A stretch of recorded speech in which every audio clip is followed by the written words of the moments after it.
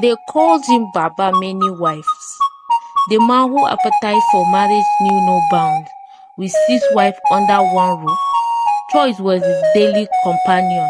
But when he announced plans to bring home a 7th wife without a single couple to his name, his wife decided they had enough.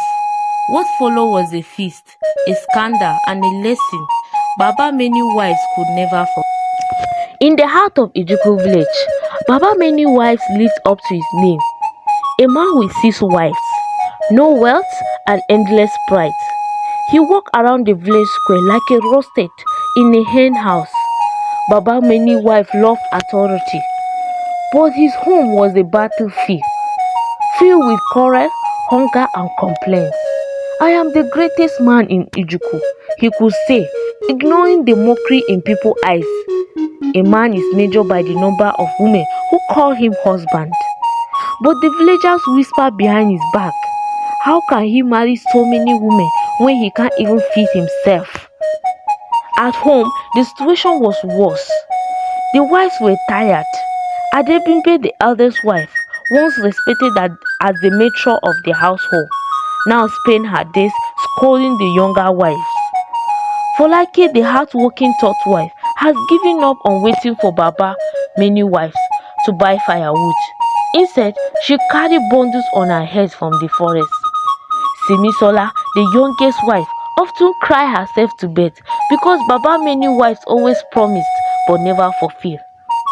One day, Baba Many Wives come home with a grand so wide it seems his ear could fall off. My dear wife, he began, clapping his hand to gather their attention. I have wonderful news. The wife looked up from their task. Baba Many Wives, wonderful news, always meant trouble. What is this time? Yejinde, the second wife, asked. Her tone sharp. I'm getting married again. There was silence. Then uproar. Another wife, Adebimpe, thundered her voice, shaking the world. You can't even feed the 6 of us. Folake added, throwing down her broom. Simisola burst into tears. This is too much.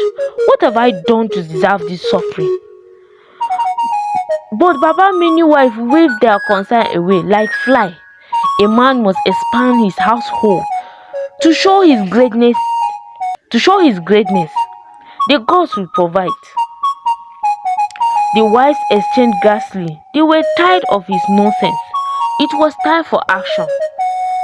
That night, as Baba Many Wives lie down on his bed and sleep, the 6 wives gathered in the backyard under the moonlight. Adebimpe, the leader, spoke first. Sister, this is last ring. If we let him marry another wife, we will all starve. What can we do? Kundri, the timid 4th wife, asked. He is the man of the house. Man of the house? Yajinde speak. What kind of a man can't even buy palm oil for soup? Folake nodded. We have suffered too long. Let us teach him a lesson. Adebimpe leant in and whispered her plan. The women listened, their faces lighting up with mix of hope and mischief.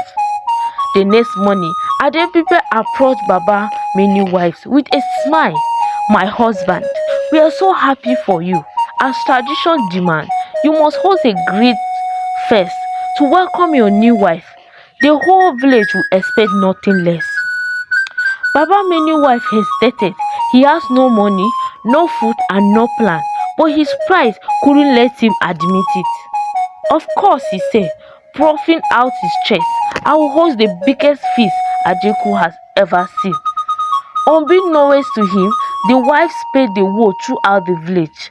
By evening, everyone has gathered in his compound, dressed in their finest clothes, expecting a celebration fit for royalty.